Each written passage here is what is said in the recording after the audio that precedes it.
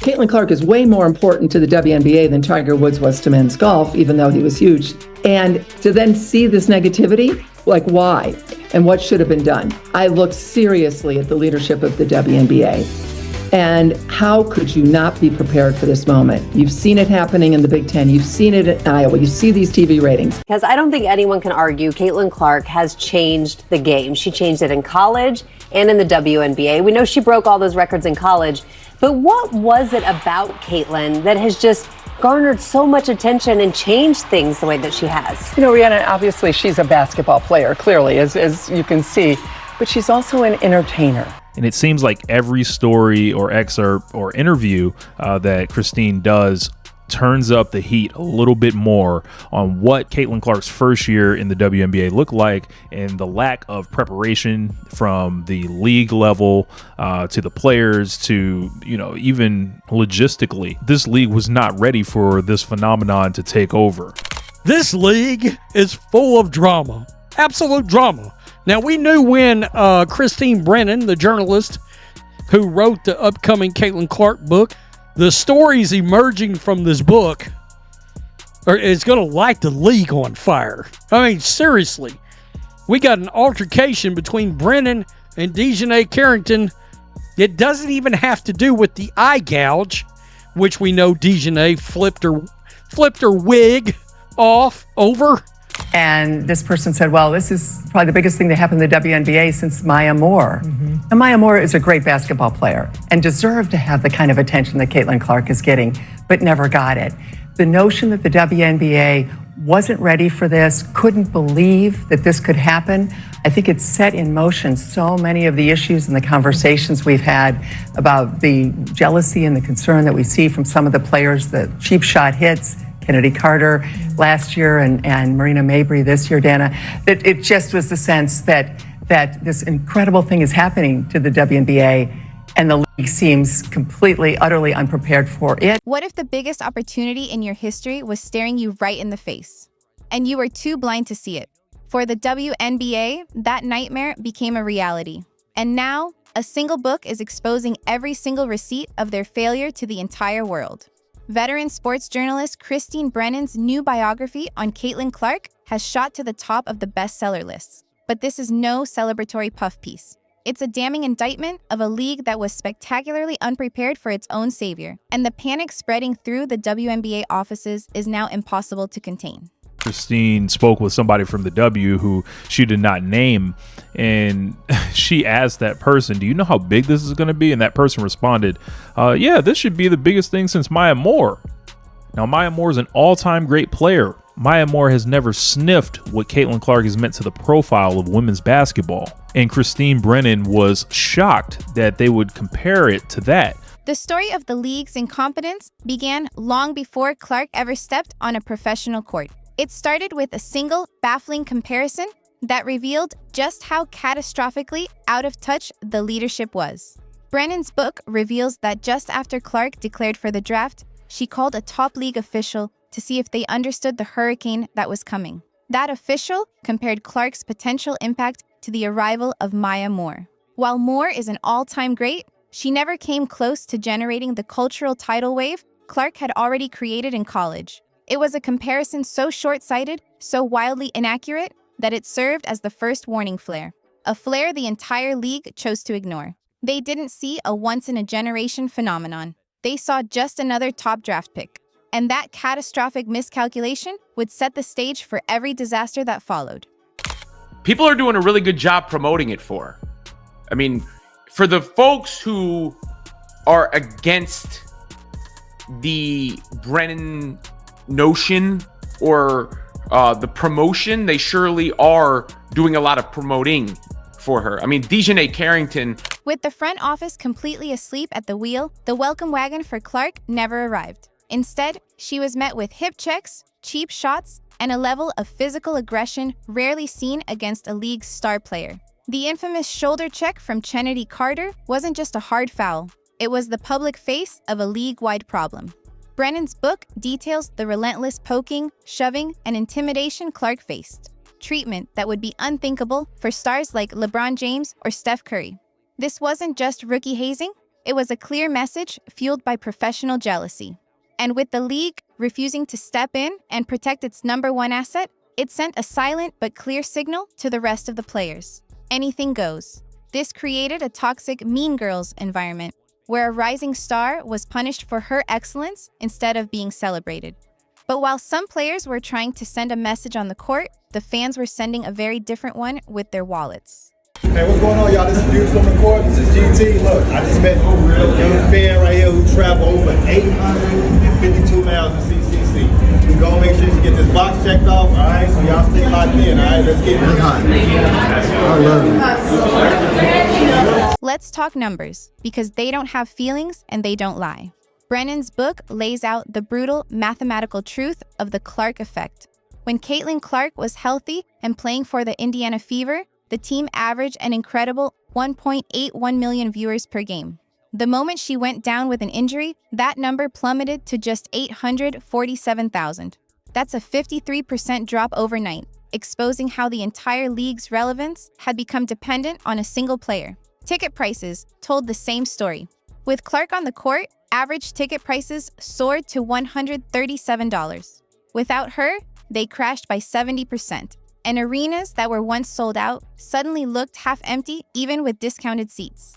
The Indiana Fever shattered the league's all-time attendance record, not because they were a championship team, but because fans were flying in from Mexico, Hawaii, and all corners of the globe for one reason: to see Caitlin Clark. These weren't WNBA fans, they were Clark fans. And the league's failure to understand that distinction led to its most public and humiliating blunder.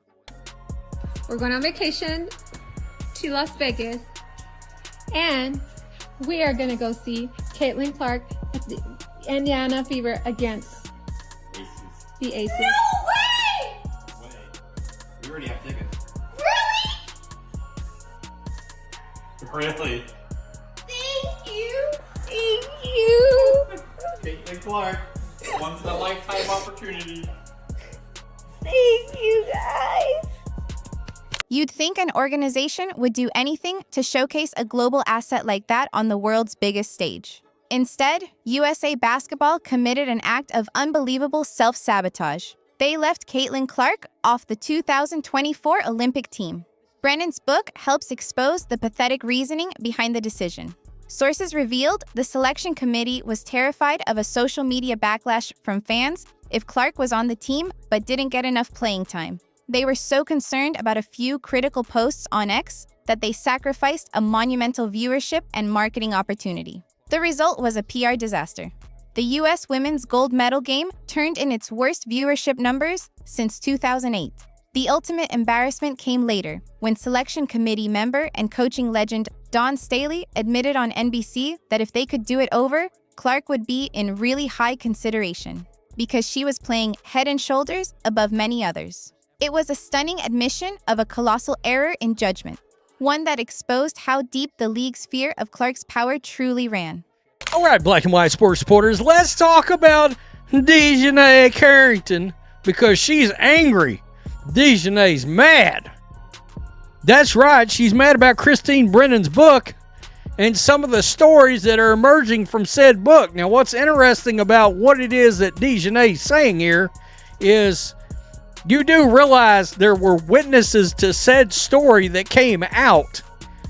And if you actually pulled the journalist in the court, they're going to bring those witnesses in and be like, she walked in and this is exactly what happened. And the judge is going to look over at you and go.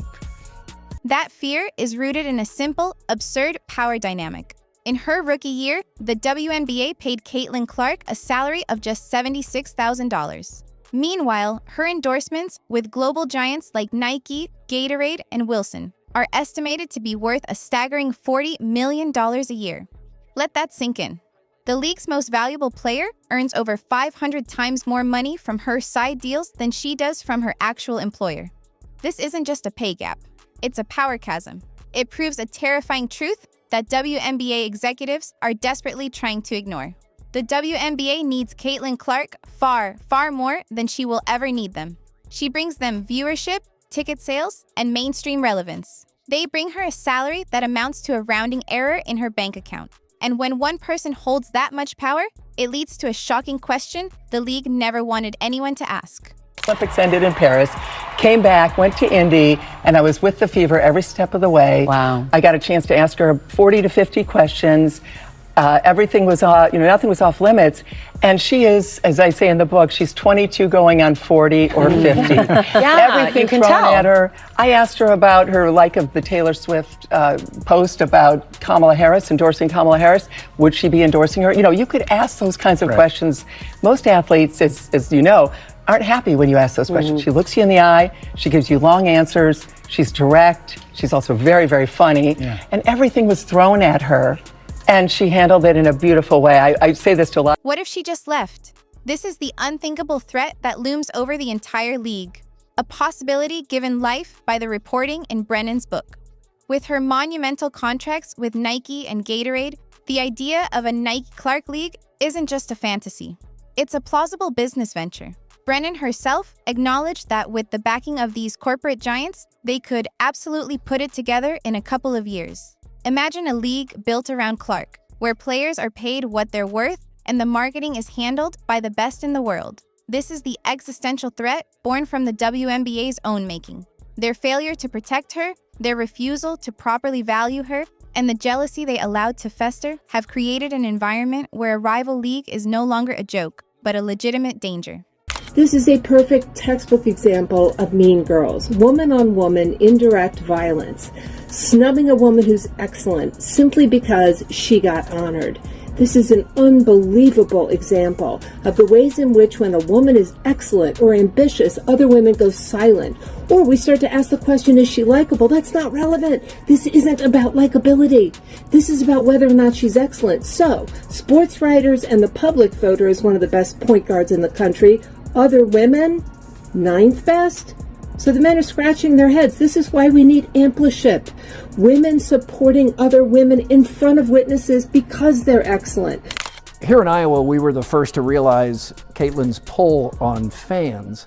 When do you think the WNBA fully realized what it had? Publicly, I'm not sure that they really have. They certainly know, they have to know, Keith, but in terms of the comments, in terms of the way the commissioner, Kathy Engelbert, who I've known and I like, the way she has trouble talking about Caitlin Clark, or if she's asked about Caitlin, then she will say, well, Caitlin and Angel. Well, she wasn't asked about Angel. She was asked about Caitlin. Apparently, the leadership in U.S. women's basketball was so worried about people's reactions to Clark's playing time, so concerned about critical posts on X and Facebook and the like, that they didn't want to deal with any of it. That is honestly, it's not fair to her. Well, it is, and I've covered the Olympics for a long time, actually since the '84 LA Games, and I've never seen a worse team selection decision ever. Here you've got this person who's not only playing great at that point, her statistics were better than some of the players they did put on the Olympic team. Left and started her own league because of the way she's been treated. Would that work? What do you think? It's interesting. I thought of that too. Nike loves her. Nike, she's got Wilson, obviously. She's got Gatorade. Even though the salary's, $76,000 for a rookie, it's more this year now.